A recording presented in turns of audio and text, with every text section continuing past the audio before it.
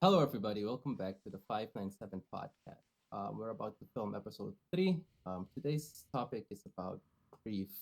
Our first topic was a not happy topic, and then our second topic, we try to lift spirits a little bit. But today we're gonna dive into some feeling. Uh, how are you doing, Kel? Me, I'm a little bit nervous about this one, to be honest. I've been thinking about it all week. Yeah, it makes me nervous. What about you? I think I've dealt with it. So like now it's just basically, I guess, talking about it. I this is my least one that I'm worried to talk about. I Really? guess. Yeah.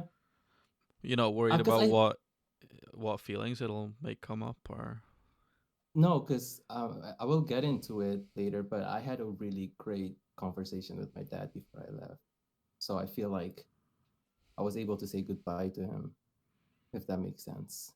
okay, that sounds nice. When was the last Yeah, time you saw him? the day I left, the night before I left for America. Really? So that Yeah, was when 5 years ago? 2009, Oh, 2019. four years ago. Yeah, so that was October 2019.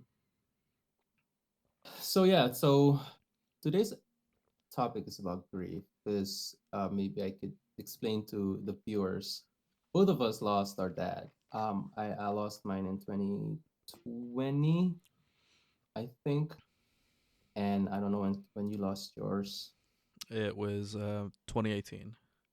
Okay, and when a man, a boy, loses their father, it's hard because there's this quote that I read, like I think right before my dad died, and it said that you are not your own man until your father dies. Because now it's like, even I have siblings, I have four other brothers, but I feel like now I'm responsible for everybody else, if that makes sense. Even that might Even though not be the you're the case. youngest as well. Yeah. But like as a man, I feel like when your dad is alive, basically all the burdens are on his shoulder, financially protecting, and he's gone. Not saying that, my brothers are not doing their part, but just as an individual, I feel like I am now responsible for everybody else. So Um, that's your mother and yeah, my mother, my sisters, my nephews, my nieces, like I you, you know, yeah. like everybody, it's just, that's how I feel. And I don't know if it's right or wrong. Go So ahead. before your dad died, you are saying that you didn't feel this sense of responsibility. No, You not were really. you were still a kid, living a bit carefree. Yeah, yeah, you could put it that way. You could Yeah. put it that way. I felt the same Yeah, way after I lost my dad. Like you don't really know everything that he was doing until he's not there anymore. yeah. Like in my because it was like right here, so I started noticing things like the toothpaste was running out or the detergent, um, the the toilet paper, or food in the freezer. He used to fill up the Hmm. freezers all the time. So it's like, Utility yeah, bill. yeah, all that house insurance. Like, what even is all that Yeah. stuff? Like, yeah, you learn so much. Yeah, like you have to grow up. Like for you, you weren't living with them anymore, but No. I was still at home. Yeah. I just finished my training, so I was looking for work. Luckily, Yeah. he did see me. He saw me have one job, and I heard that was like the most proud he ever was of me. So Oh, it's nice to that's know dope. that. Yeah. But I was still looking. Like it wasn't until he died that I did get this job. Yeah. So he never knew me as a working man. Oh. So growing up, I didn't really have a great relationship with my dad because he was a hard worker, a hardworking man. Him and my mom had split up. And my mom wasn't in the house, so we lived with our dad for a while. for a couple of years, just us and our dad. And my dad worked for BHP Billiton, which was a mining company. He drove like haulbacks, those big trucks that Dump bring dump dumper the trucks. what? Dumper Yeah, the trucks. dumper trucks. Um, so he worked like the night shift. Sometimes he was gone all night. But then when he came home, he was basically a farmer. He had cows. He planted like watermelon. He farmed stuff. So when he comes home from the night shift at 8 o'clock in the morning, he'll go, milk cows and harvest watermelon. So he was always working. And we didn't always. Me as a kid, I didn't always think like why is this man doing so much. It's because he needed to put food on the table. Right, he wasn't just not wanting to be around.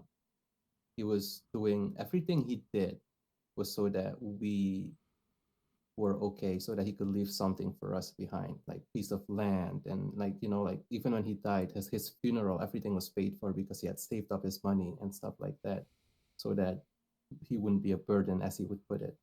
I didn't really understand why he wasn't around a lot.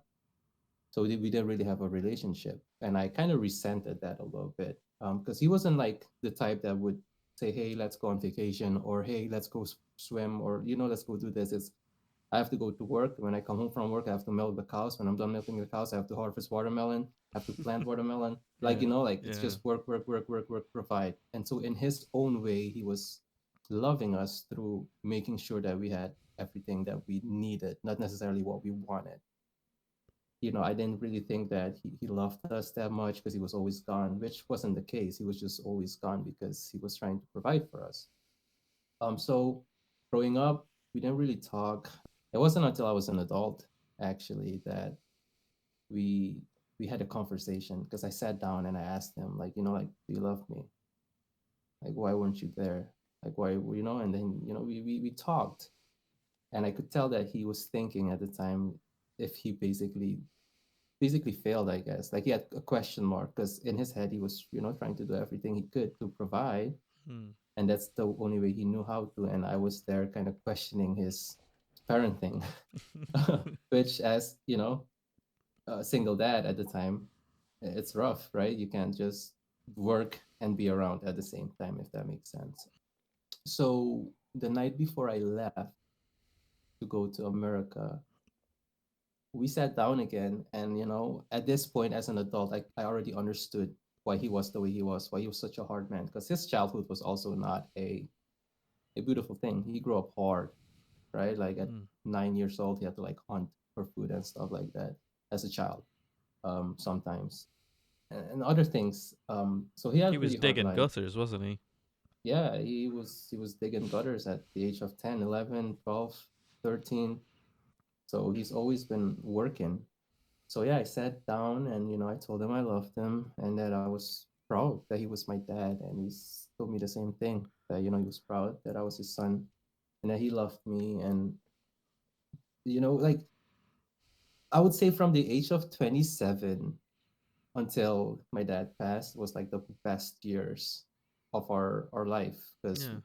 I looked up to him. Now I wanted to be just like him. Maybe I would do things differently. I'll try to spend more time rather than always work and teach you a skill. Yeah. That's what he wanted to do. He wanted to make sure you'd be prepared for life. Like, you need to learn this, you need to learn that, you need to know how to do this, you need to know how to use a hammer, you need to know how to change a tire, right? Like how to plant. You need to know all of these things because they're essential. So I maybe do a couple of things different if I was him, but he was trying to set us up for success.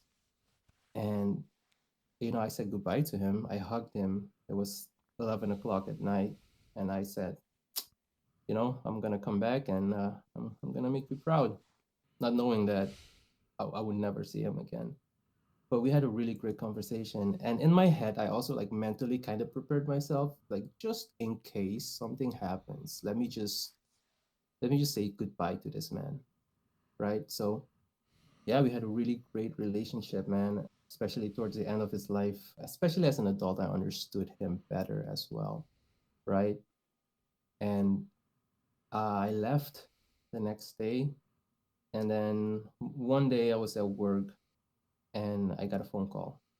And this particular day, I had a safety ride along with my supervisor. So he was just checking if I was doing everything correct, going through all the techniques, lifting, getting in and out of the truck, parking, all of these things. And Pookie calls me or sends me a text via Facebook, like, hey, I'm sorry about Opa. I text him back. I was like, what do you mean? And then I call him. I told my supervisor, I just need to make a quick phone call real quick. Do you mind? He's like, no, it's fine. So I call Pookie. He's like, oh, I'm sorry about Opa. Hmm. I was like, what do you mean? Because you know my dad, right? He's a crazy man, right?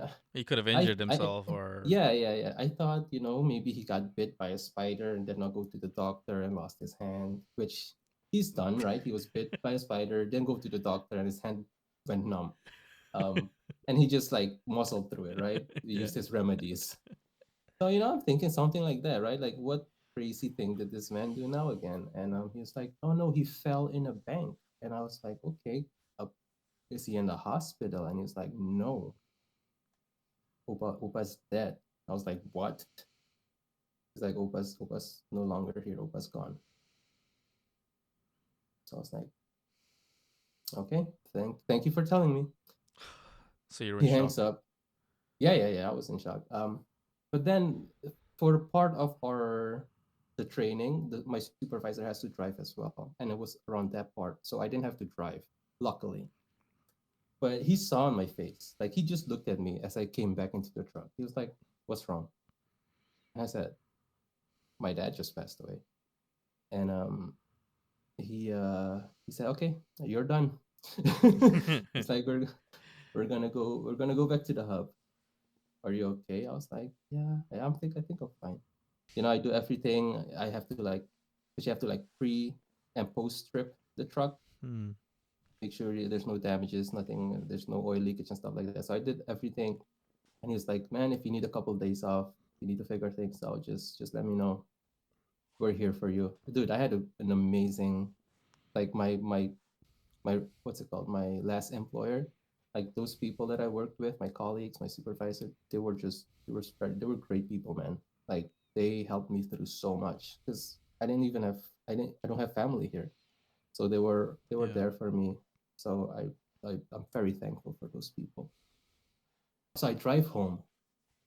On my way home, in my head is like, no, no, no, like no, no, he's not dead. He's not dead. And there's a railroad where a train runs through, and it's like once you're stuck there for like 15 minutes Yeah. until the train is gone. And I just hear the bells ding ding ding ding ding ding ding ding ding, and then the train goes, Mm-hmm. dude, and it just hits me, and I'm just like bawling, bawling in my car. I'm just like crying, crying, crying. I was like, man, like he's gone. So I arrive home. I call Anne. I say, hey Anne, are you done teaching? She's like, yes, it's the end of my day. I was like, okay, you find a chair and you sit down. She's like, everything okay? I was like, yeah, everything's okay, but I need to tell you something. I just need you to sit down. Because I know some people faint when they hear like bad news. Mm-hmm.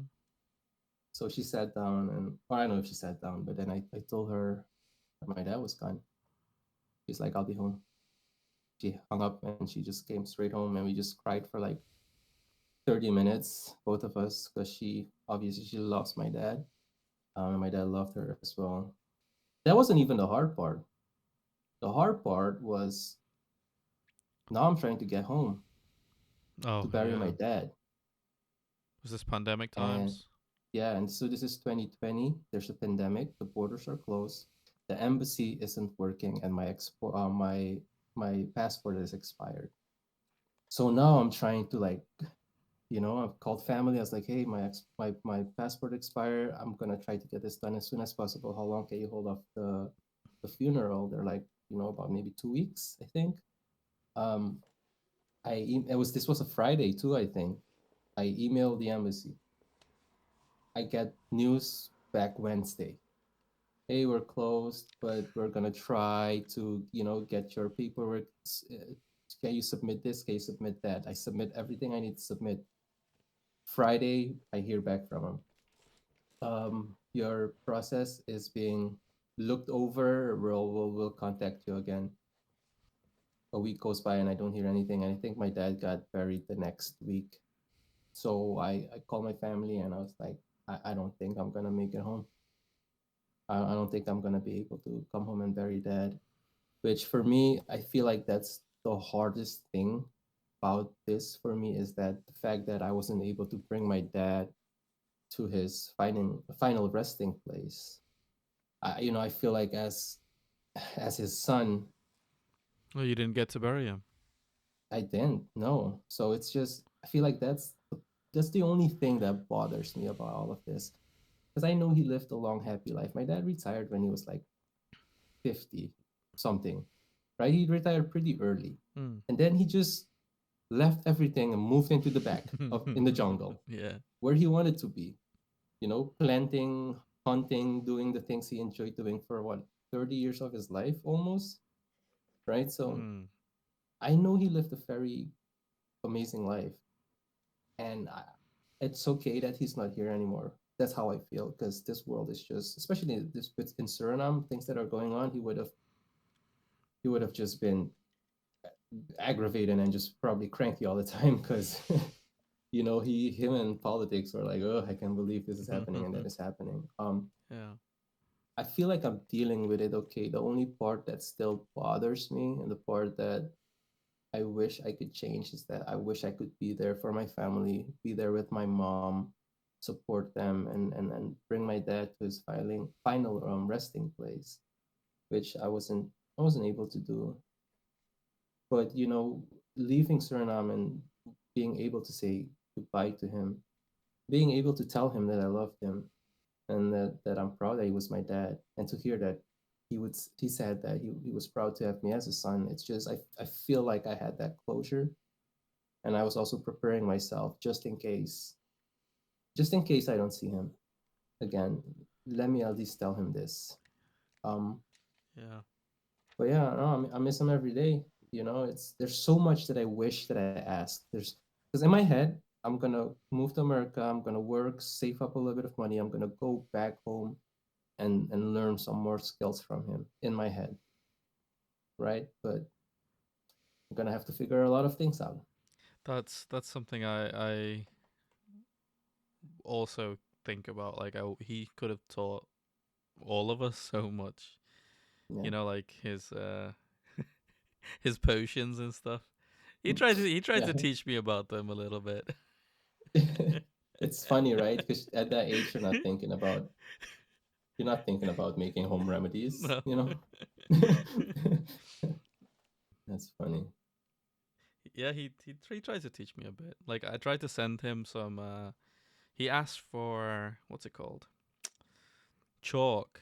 Dimmerman Crate, he asked for, Mm-hmm. and I Mm-hmm. sent him the wrong stuff. Because I sent him, French chalk. You've probably seen it before. It's thin and hard, and it snaps easily, but Mm-hmm. it's used for writing on like metal, and Mm-hmm. Mm-hmm. so it's for builders, right? So it was the wrong Yeah. one, and I sent him a massive box of it, and he said, "Oh, I could use this for." I was trying to find him the right stuff, but because Yeah. Yeah. I regret not being there more as a young adult because I was always either at a breakdancing competition, I was playing volleyball, I had practice, all of these things that I was doing, and I wasn't spending enough time with him. That's probably maybe the one thing I regret is that I didn't have more time with him. It's not just about learning things, but it's about I feel like like as a dad, you kind of want to pass knowledge uh, through to your offspring, especially your son, right? hmm, And I think it's detrimental that we pass on the things we know and the skills to our kids. And it's just something that I wasn't interested in the time that I had with him until I became an adult, and then I got busy with life as well, with work yeah. and stuff like that. So yeah, Were you talking to him while you were away? yeah, I would call my mom because my mom had WhatsApp, and then I would always ask, is Dad there? Can I talk to him real quick? before he died, I put a picture. There's a picture on Instagram where we flex both of us. Like Yeah. he flexes his muscle and I'm flexing, and I printed it out and I put it in a picture frame, Mm. and the picture frame has a recording, so you could record like a voice memo. Yeah. So I bought one for him and I bought one for my mom, and I put a voice memo in both of them. I told my mom that that I miss her and I don't know what I said anymore. But then also for my dad, I also made a voice memo telling him that I missed him and that I was eager to come back and tell him all of the things that I've learned here in America and my experience driving a truck just like he did. His was a little bit more rougher, but and all of these things. Yeah. But he died. He died before they got the mail. Oh, Yeah. So somewhere that's. in Suriname. I'll. Yeah. Well, I'm going next year, so I'll have to have a little look for that. Yeah. I don't know where it is, but he passed before the shipment made it to Suriname. I don't know, man. All in all, I think I'm okay. I do miss him. Like some days, I wish I could call him because there's specific things in my life that you know I'm I'm struggling with. I would want to ask him like, hey, how would you deal with this, right? Like, how would you do that? And now I don't have that source. Yeah. I don't have that person anymore. So now I just have to like figure things out because yes, I could talk to my mom about some things, but what I'm trying to say is like there's certain things you could go to your mom to and talk about, Yeah. and then there's certain things that you could go to your dad to and talk about. And I'm not saying that my mom would not be able to give me good advice as well, but to get it from a perspective of another male, Mm. somebody older than you, somebody who you trust, somebody who you've seen handle stressful situations before, I feel like it's every little boy wants to be like their dad, right? Yeah. Every little boy, every little boy looks up to their dad, and their dad's Superman. And for me, I did not see my dad that way until I was an adult. As an adult, I saw the Superman he was. I didn't really see that as a kid, if that makes sense.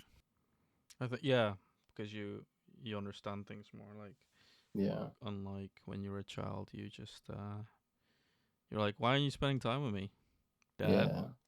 yeah, yeah, yeah, Play with me. And yeah. no, Me, he's yeah, tired because he's working all the time trying to yeah, feed you.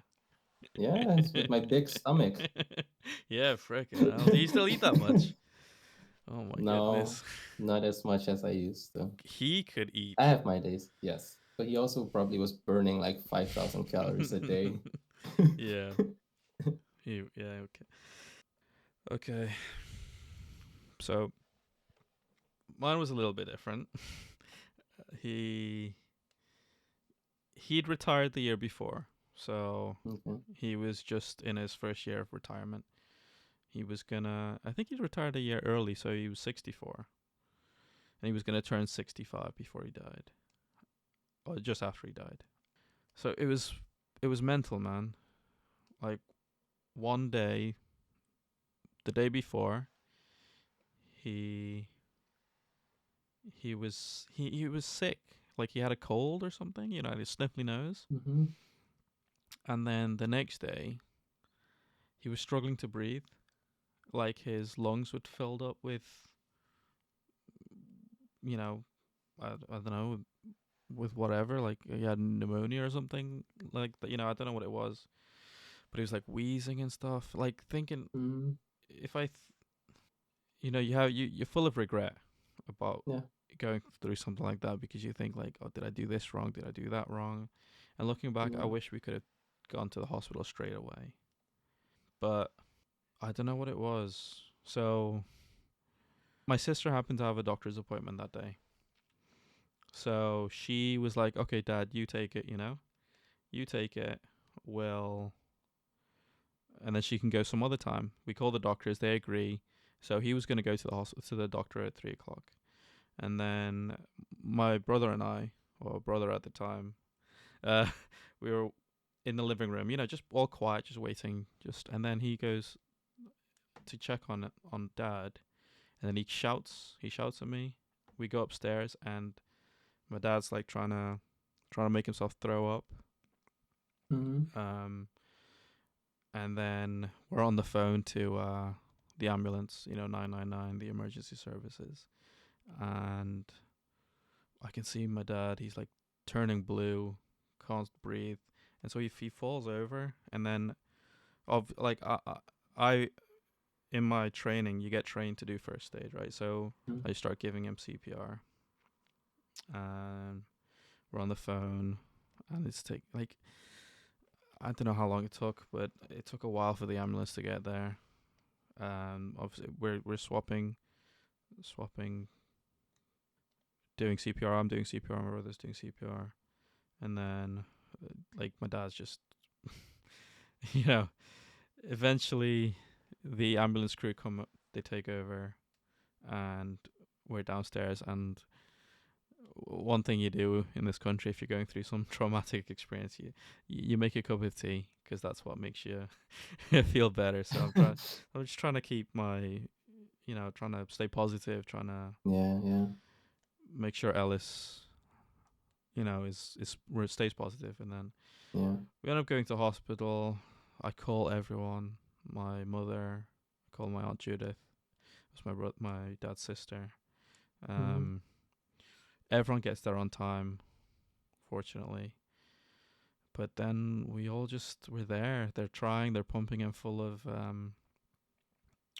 chemicals, trying to boost his heart, but it just keeps dropping, dropping, dropping. It boosts, keeps dropping, and then at Mm-hmm. some point, even if he comes through something like that, he'll be brain dead or something. So Yeah. So that's damage. he never came through, and we effectively watched him die. They they took us to a room while they cleaned up, and then we spent the rest of the afternoon there as a family. We were there all day. It took the whole day, because then because he didn't die in the hospital, you have to wait for the police to come. They need to take statements, because obviously they need to make sure there's no foul play, anything like that. Yeah. And then I didn't want Ellis to relive that, so I went with my aunt. I explained everything, like what I've just done to the police, Yeah. and yeah, it was Oh man. so. I yeah, it didn't hit me straight away, but it's affected me ever since, to be honest. Like one of the people I called up to tell about my dad, this is like maybe a week or so after it happened, was he has a friend who runs an agency in Liverpool which gets people jobs on at sea. So, Okay. so I emailed him, and then he calls me back, and he's sorry and all this, and he sends me an email with a poem that we could have read at his funeral. But then at the end of the conversation, he tells me, "Oh, there's a job going on the ferries. Like, would you be interested?" Like, I think at the Mm-hmm. time, he must have known something that I didn't know. Like, he's like, "Oh, Mm-hmm. you've just lost your father. You're gonna need some Mm-hmm. sort of income. You're gonna need, you know." So I didn't I'm not gonna say no. My dad taught me that working is good. He Mm-hmm. says Yeah. if you have a job, be happy, because there's people out there that want work but can't get work. So Yeah. Yeah. I Yeah. just said, I wasn't thinking. I just said, yeah, okay, put my name in, and then literally a month later, I was working. So Wow. so I've had that job for 5 years now. So Oh. I threw myself into work, and it was just me and Ellis in the house. So we had to learn how to cook, which we didn't do straight away because we were eating loads of Domino's and KFC, and we had access to money because obviously we were getting money to live. So we were drinking a lot. So Mm. a lot of how we were living was drinking a lot and eating terrible food. Mm-hmm. So, and this while working shift work. So nights, late, early mornings, late finishes. And then it took one moment in autumn. I think it was about October or November. I worked a stretch of 13 days in a row, and I I got sick.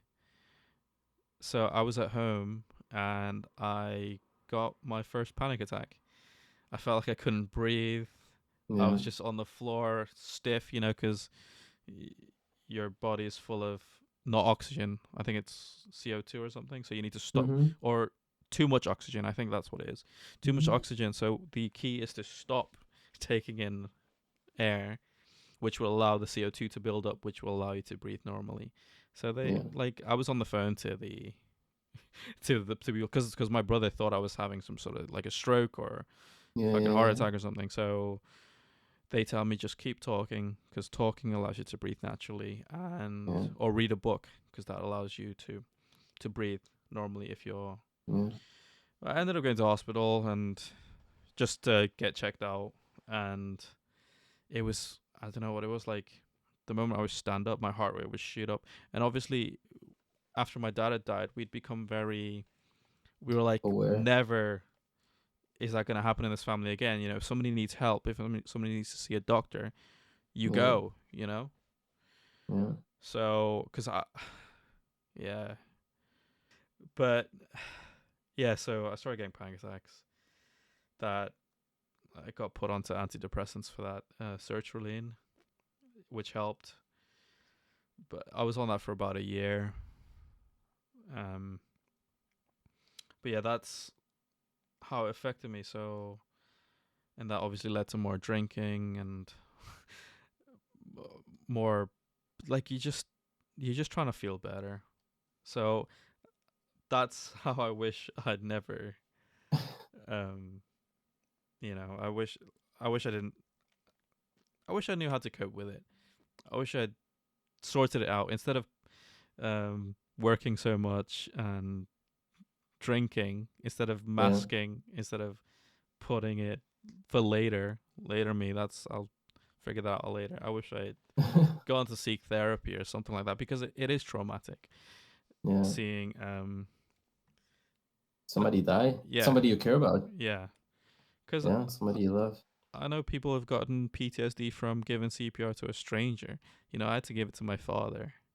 Yeah. It's Yeah. My cousin was with my dad, so he gave him CPR in the bank. So yeah, I can't even imagine, like, just thinking about that. Like Gregory, obviously, I think, like, he was in the army, so he probably has dealt with a lot of things, but to just, I don't even know if I would be able to function. mm. To be fair, that's rough. That How are you today though? Like, how are you not, like, are you still, would you say you're still dealing with it? Yeah, yeah, I would, but to a lot lesser extent. Like I'd say for the first 4 or 5 years, or up until let's say, so I don't know whether you've noticed this at all, but whenever it gets to that time when he died, so he died I think on the 2nd of March, and then his birthday was in April. So that period of time in March to April, I feel very down. I'm very susceptible, I noticed, to stress at that time, and I think that's because my body, it remembers what happened Mm, around that time of year. So for the first 4 years, like you wouldn't notice it because obviously there's some days you have good days, some days you have bad days, but yeah. it wasn't until Naomi pointed it out to me that yeah, it's a pattern, it's happening. So around that time, like this year, I think this is the first year where I've actually tried to process it. Like I took time off Hmm. work on the day that he died, and we went to visit this place called Delamere Forest, and it's a place where he took us because they have this thing called Go Ape there, which is like zip lining in the trees and like climbing from tree to tree, that type of stuff. Hmm. And I journaled a lot, so like I journaled exactly like what I told you. Like, how did it make me feel? How was it? Because I kept worrying that if I were to revisit that moment, that I'd get panic attacks again. You know, Yeah, so yeah, but I've been off surgery now for like 2 years, I think 2.5 years, and I I can talk about it. I can think about it. Like I've come like the way you're happy you saw your dad, like you said goodbye to him and yeah, you respected each other. I feel like I've like it's okay for me. Like I'm not upset that he died. Like I'm like I just miss him. yeah, Like it's not I'm not angry. I'm not I just wish, like you, I wish I could ask him things. You know, like there's so yeah, much he could have taught me, and like unlike you, I never got to say goodbye to him. And yeah, I mean, yeah, I did. You know, I was a pallbearer at his funeral.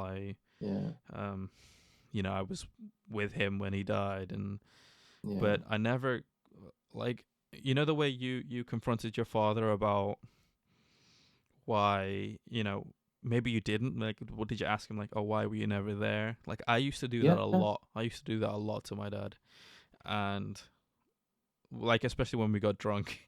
And this is something I regret to this day. Like I wish I wasn't that harsh to him, because yeah, I still hadn't learned that he all he wanted was the best for us. yeah, Like I know it now, but I wish I'd known it while he was alive. yeah. But that's a part of growth, right? Like that's you make mistakes. You don't see things the way you do as when you're a child, and when you grow up you realize. And I think parents know that too. Like parents are like, you don't understand this now, but you'll understand this later. You might not think that I love you now, but when you grow up later you'll know that I love you you know Yeah. um and I think that's a beautiful thing about being a parent, is that even though you know that your kids will not they'll, they're they're not gonna appreciate this right now, but you do it because you love them. And I've been around your dad, right? Like he was an amazing man. Like he was a solid person, very gentle, kind, hardworking man. Yeah, that's what everyone says about him. Like he was Yeah, the nicest, the kindest, yeah, such a gentleman. yeah, Uh, yeah, it's like nobody says a bad word about him, and it's. Do you know what? One of the one of my favorite things that's happened to me since that I've like he was a captain in the merchant navy, so he worked at yeah. sea. Um, while I was training, but the very first ship that I trained on was a ship that he was captain of, Oh wow, the Clipper Point. that's awesome. So and there was still crew there that worked with him, and Oh wow, everyone I talked to, they said he's the best captain we've ever worked under. And I was like, oh, okay, why is that? And then they said, yeah, when there's a storm coming, or things are unsteady, they said he was always calm. Like he made the crew feel at ease, because they can yeah, sense when a captain is nervous, because it makes everyone else feel nervous. But they yeah, always felt safe with my dad. And I was like, whoa. Because at home, because you think a captain would run the household like ship shape. There's got to yeah, be, but he was nothing like that at home. Like he just let us have messy rooms and watch TV and eat whatever. But it yeah, was nice to hear that how much respect they had for him in his yeah, work. Like he was really good at what he did. yeah. So it was that was lovely to hear. Yeah, it's some heavy stuff. Do you now, like, what are some things that you've learned, like things that stuck with you, like for me, for example, right? Like whenever I don't want to do something, I just think about the amount of things that he did, and I maybe only have to do 10%. Mm. Right? Like, so now it's like, like my dad would always say, like, "Trangaro ko no kiryu," right? Yeah. Working hard is not going to kill you, right? So there's things, and also, like, my dad wasn't like a vocal person. He wouldn't really talk, but he would more so do.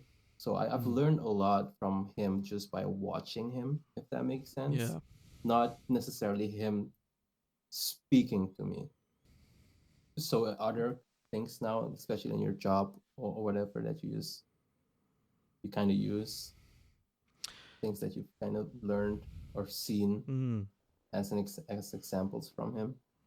I think my dad was really good with money, but that's something that I never was good at for Yeah. some reason.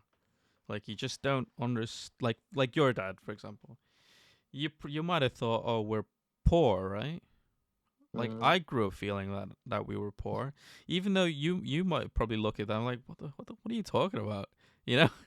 But for some reason, I felt poor. Like my Mm-hmm. only times where I felt like, oh, I got a little bit of money to splash was when we used to go to Day Steak. You know, when I used to go stay Mm-hmm. with you and Umabali and off Tante Peggy, and then my parents would Mm-hmm. give me some cash of like 50 SED, 100 SED. And I'm like, whoa, we get this.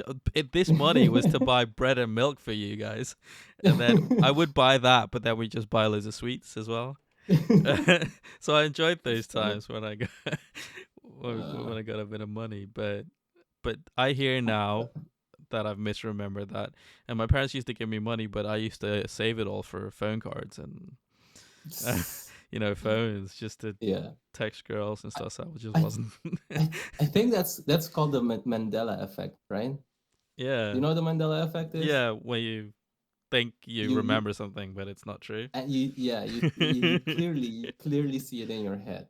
This is the way it is, and then when you go back and see it, it's like it's nothing like you I, perceived it in your head to be. I think it's because when I was in Lagere school, which is primary school, Mm-hmm. my dad used to make us lunch every day, and he'd make us a bottle of stroop and a sandwich bread sandwich, and I ate that every day for like 2 years, and I never want to see sandwich bread ever again. but It's funny. but have I learned, like, yes, okay, I'm trying to be a bit more intentional with my money, as I said last time, Yeah. but I also like I'm more giving. Like I'm trying to be better with giving people my time, and if they Yeah. need money. I'm not saying ask me for money. No, that's not what I'm saying. Mm. But when I see Yeah. people in need, Yeah. because he was kind, but he was also hardworking and stable. Like when, like I know I've said I've suffered from panic attacks, but when everyone else is sad, I try to be how he was, Yeah. solid, stable, someone that people can rely on.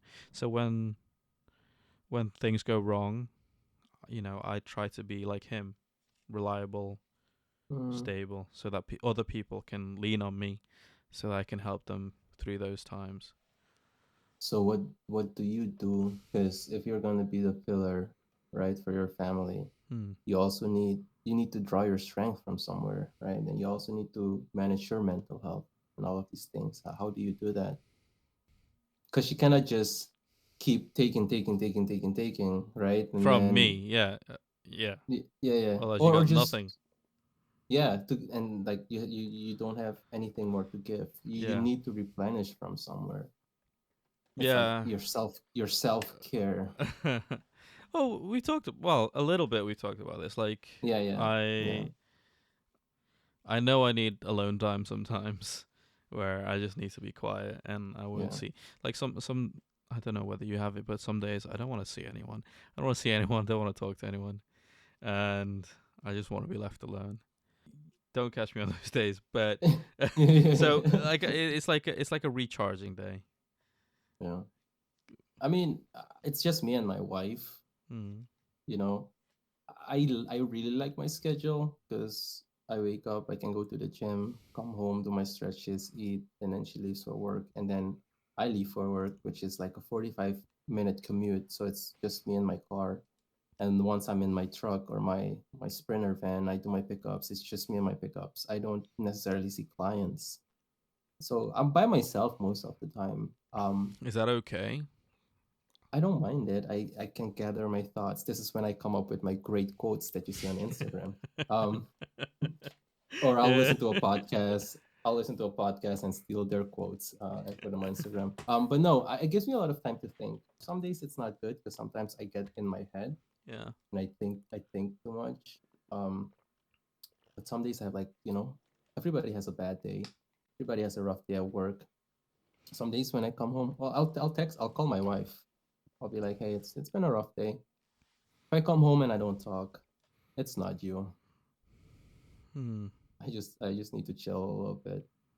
Jiu-jitsu has been very helpful because it's problem solving, somebody's trying to strangle you and you're trying to get out of it. It's like puzzles, right? You're trying to not get strangled while you're trying to Yeah. strangle this other person, and it's controlled. If somebody has too much, you tap out. If Mm. you get too much, you tap out. So you keep your brain occupied. But also, like, I'm a Christian, so like I said, I know, the base story is in the end, if you have Christ, everything's going to be okay at some point. That helps me a lot. Just my faith, knowing that is going to be okay. But that doesn't take away from the facts that some days I'm just, yeah, Mm. I'm not having it. But yeah, man, it's important. I'm not saying, I'm not saying go jujitsu. I'm not saying go No, to the what? gym. I'm not saying all of Yeah. these things, but I'm saying, you need to find something to decompress Mm. while you're recharging Well, as well. I think you're right. Like, I think using your body physically, Yeah. it does help. Like, for example, one of the only times where my mind is completely still and present is when Mm-hmm. I'm playing football.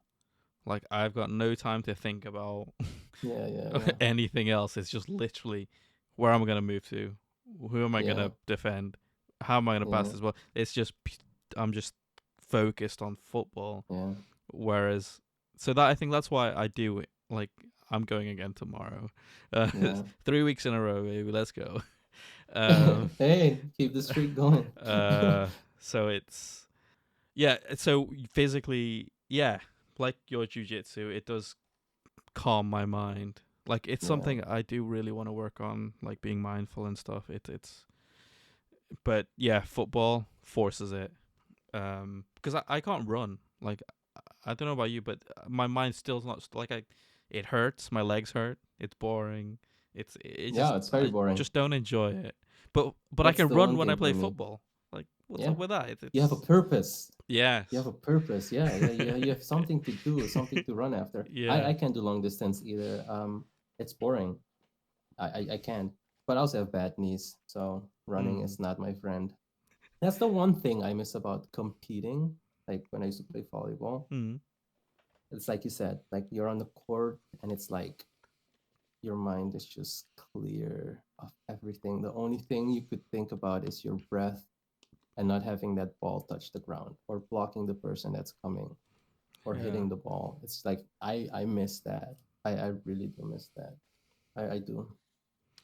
And now, I'm well tomorrow. Before I go play football, I'm actually going to the driving range to hit some golf balls. So that Yeah, I'm learning something new, using my body in ways I've never used it before. yeah, So that is something I'm enjoying as well, trying to hit the ball better.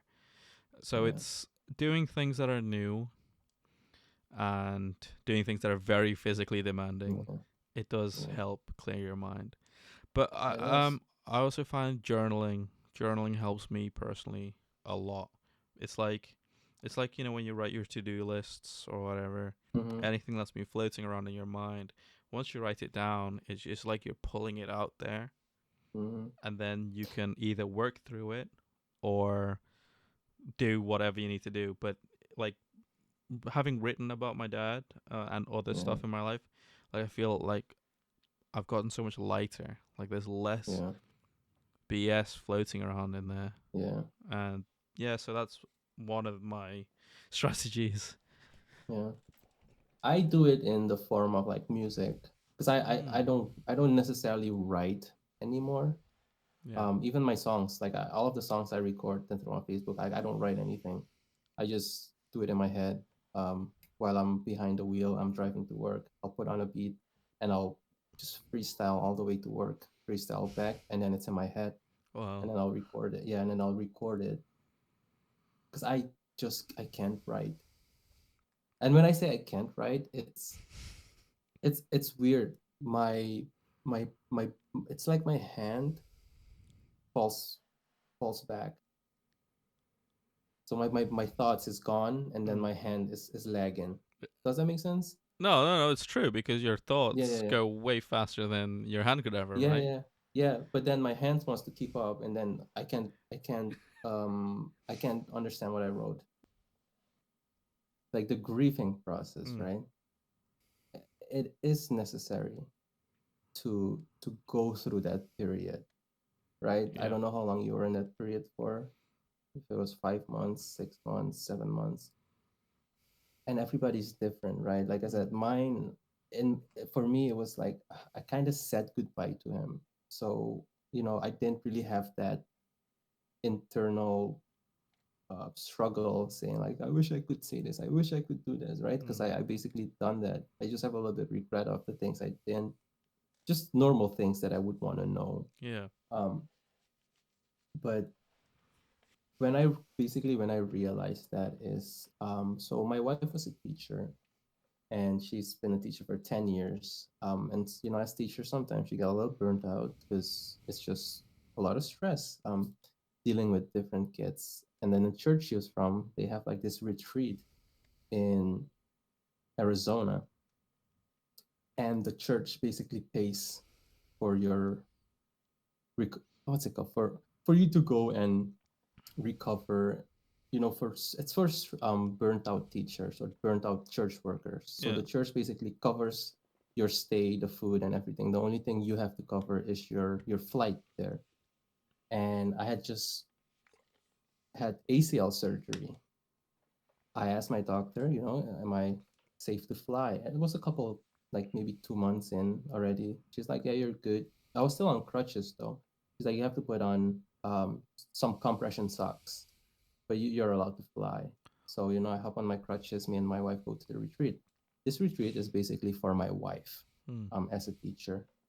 But, there was a therapist there. We were able to talk every 6 o'clock. There's a circle. You go through the things you went through. And as I was listening to these questions, I had realized that I have dealt with my dad's passing. I have dealt with, my childhood stuff, some of it, and but the one thing that I never grieved was basically my sports career, because it was just taken away of suddenly, right? Mm. Um, and that was always sports was always something that helped me to deal with the things that's going on in my life.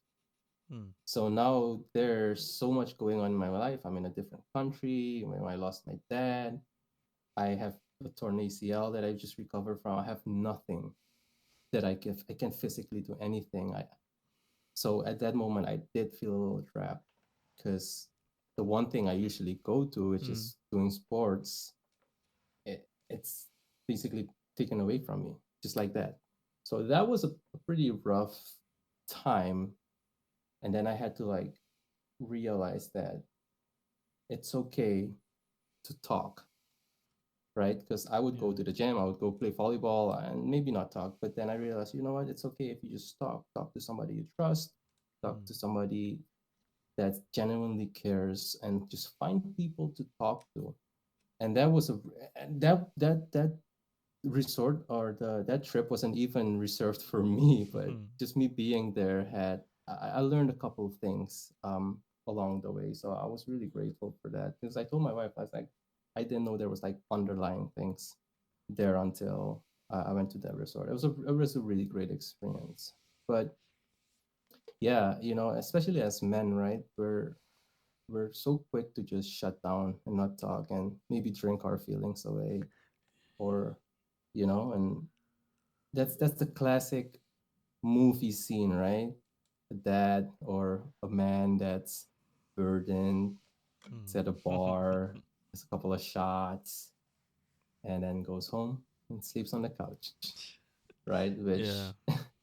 which that's not the way to go about it. There's so many different ways you could talk to people. Therapy, there's, like you said, physical exertion. But yeah, I feel like we always come back to this one point. It's like you need to find something to do that's healthy for Mm, your body. No like drugs, no no, alcohol. like to your point, like this, there's certain feelings you'll feel, right? Like one of the ones I struggled with was regret. Like regret and thinking, oh, thinking it was my fault. Like it's something that I've had to work through a lot. Like, because you keep thinking, oh, I could have done this differently, could have done that differently, Yeah, and you still be around today. But yeah, I need to keep reminding myself. Like, it's something I've worked through, but what I effectively had to do was remind myself that you did the best at the time. You did yeah, what you thought. You did what you could, and it's yeah, not your fault that things went like that. yeah, But yeah, you might blame yourself for someone dying, but unless you murdered them, yeah. it's not your fault, you know. uh, so yeah, that's something I had to work through. Something else that I still struggle with, jealousy. I'm jealous of, like, I work with people in their 40s and 50s and they still have their fathers. the parents, yeah, Yeah, and I'm like, well, I lost my dad at 28, yeah, and Ellis lost him at what, 21. yeah, It's too young. yeah, You don't even know what you're doing in life yet. You know, yeah, whereas all these people, they probably, they've just got their parents still, their dad. It's like, yeah. yeah, it does make me jealous sometimes. Which is fine, I guess. The feeling, maybe not the word jealous, but like the feeling, wishing that you did too. You, Hmm. you know, um, it's just an okay feeling. I understand that, but I was going to say that there are people that lose their parents at 9, 8, Hmm. 3, right? Yeah. So we were still fortunate enough to have them, basically, maybe not Ellis, but like me and you, through the periods of our lives where we were maybe like rebellious or where things could have gone wrong. Because now I feel like even like even at 28, you're kind of like starting to understand life a little bit better now. Hmm. Maybe instead of like 14, 15, 16, 17, 18, Yeah. where your brain is. So we're still pretty fortunate to have had them. And would it be nice if I was 40 and I still have my parents? Yeah. But Yeah. the one thing about my dad as well is he only had one brother, and his brother was sick, Hmm. and he had terminal cancer. And my dad, it's been those two from the start. They were always together, at parties, hunting as children. Like Hmm. they loved each other. They probably were each other's best friends. And my dad was always like, I do not want to bury my brother. I do not want to bury my brother, because his brother was terminal. Hmm. I had terminal cancer. And I don't know. I think my dad would probably be very heartbroken and maybe gotten really sick Hmm. if he had to bury his brother. I don't think he could have carried that burden, if you will. And he said it. He said it multiple times, and he passed away before his brother did. Hmm. Which, you know, some days, man, some days I'm thankful that they're gone peacefully, if that makes sense. Like my dad was just standing, he fell and he was gone. You know, yes, Mm, Gregory tried to do CPR on him, but nothing. So I'm thankful for that because to yeah. see a parent suffer, um, long, Yeah, weeks. like with cancer, or like Yeah, where they're gonna, yeah.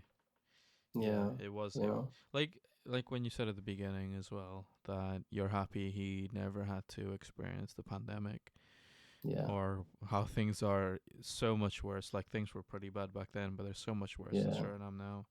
And yeah, I'm grateful for that as well, like cuz he never had to experience the pandemic, and right yeah. now the cost of living crisis. I remember I remember when I was growing up, and if I showered too long, he'd bang on the door. He's like, "Yeah, get out of," because we have an electric shower, so it, yeah. Yeah, But like the prices are insane now compared to then. yeah, But still, yeah, you know. yeah. So Uh, yeah, I think he'd be happy with where we are in life. Like yeah, we're all getting ahead, and yeah, we're supporting each other. I think that's something that's come off it.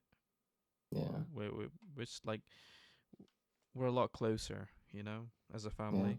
But it's sad that the death had to make that happen. But yeah. That's every parent's hope, I guess, is that their kids get along.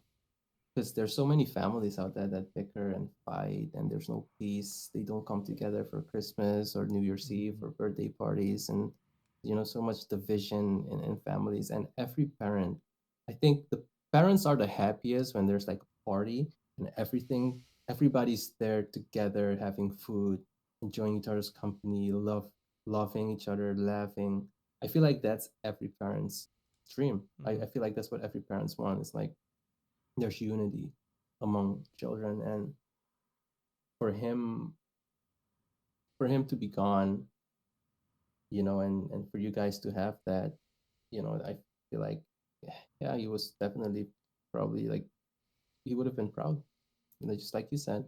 And I think the same with my dad as well. Like, my dad was basically the life of the party all the time, right? Like, he would either sing or tell jokes, and the yeah. same jokes every I'm party. glad you fall.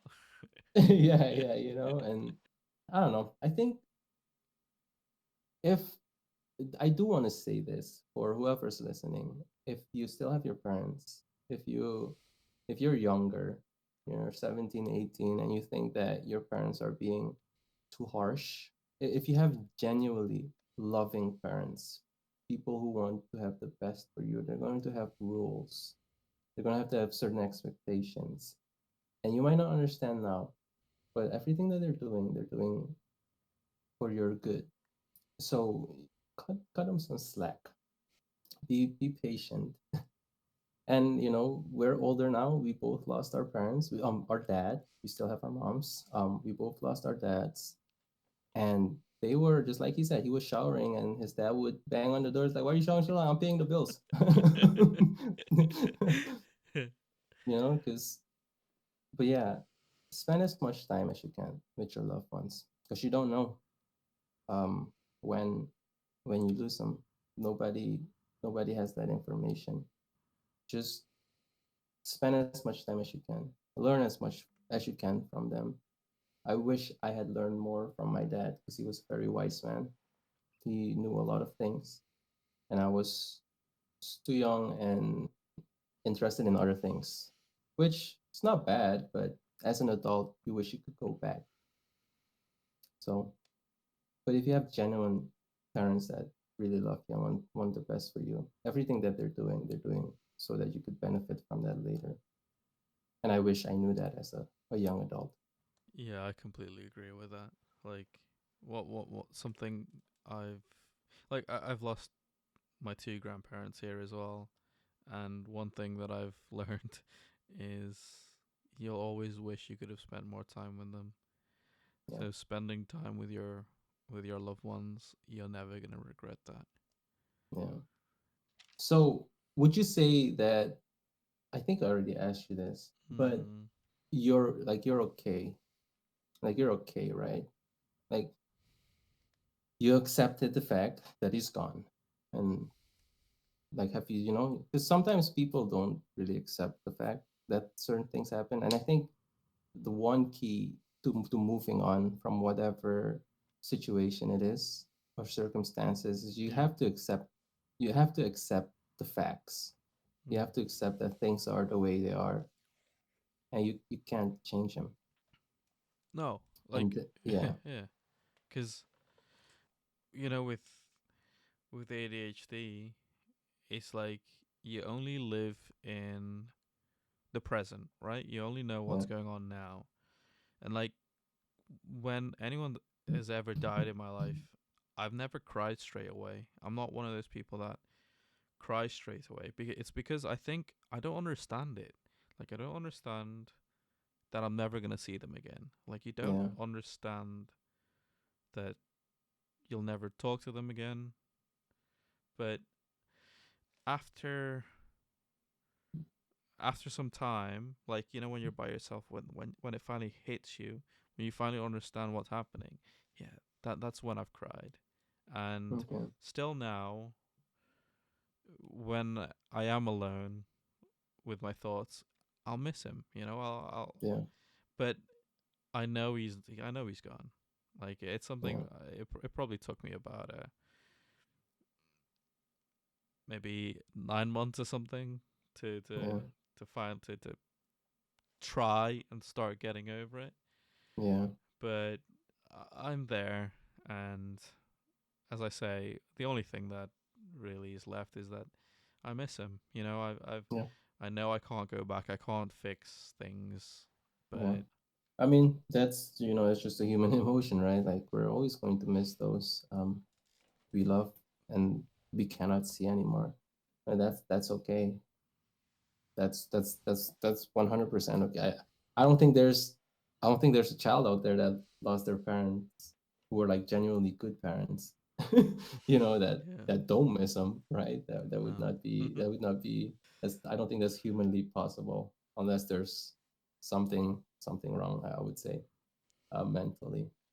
But yeah, no, same here, man. I feel like I'm just focused on being that person for my family that my dad was. That's one of my main objective, my main purpose. Not my main purpose, but like it's like a big part of who you want to be yeah, and what you're yeah, yeah, trying to yeah, achieve in your life. yeah, Trying to yeah. be as he was. Reliable, Yeah. yeah, as reliable as he was, and just working towards that.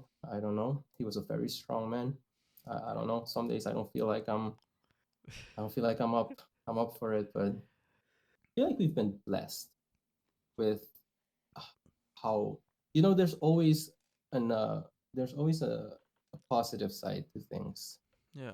We're one of those lucky people, like you were able to bury your dad. I wasn't, but I was able to say goodbye to him in a way. There are people out there that don't have this. There are people out there that died their dad died while they were angry at their dad or fighting with their dads. Like there are men out there that didn't have this relationship with their father, and then their dads died, and now they can go back and say sorry or apologize. Right? There are so many things that could go wrong in relationships, and then if you don't settle it right away, you just let time go by, and then somebody's gone, your dad's gone, and then you can go back and apologize or tell them that you love them. So it's always important to just, if there's a family issue, unless it's very violent and not healthy, if you could fix it, if it's a small little thing, fix it as soon as possible. Don't wait for tomorrow. Don't wait for the person to come to you first. Don't be that prideful person. There's nothing wrong with being the first to apologize or ask for forgiveness, or even start a conversation like, why did it go the way it did? Hmm. Even if it's not your fault, it's and there's no direct threat to your well-being. It's not a violent person. It's okay to be vulnerable and be like, why did things happen the way they did? It's okay to ask those questions instead of leaving it, never talking about it, and then somebody dies, or Mm. and you can't set it straight. Yeah, try not to live with those regrets. Yeah, those are Yeah, those are heavy. yeah. Like I feel like I know so many people that don't talk to their family, and it's like Yeah, for me, I don't get that because we don't come from a family like that. yeah, Luckily, we all, as you said before, we enjoy each other's company and yeah. party together. But yeah, there are people out there that don't, and it's sad. It is. If you Uh, enjoyed this episode, if you enjoyed this episode, please considering giving us a like and subscribing to the channel. Press that notification button so you never miss an upload. and don't forget, we're also on Spotify and Apple Podcasts.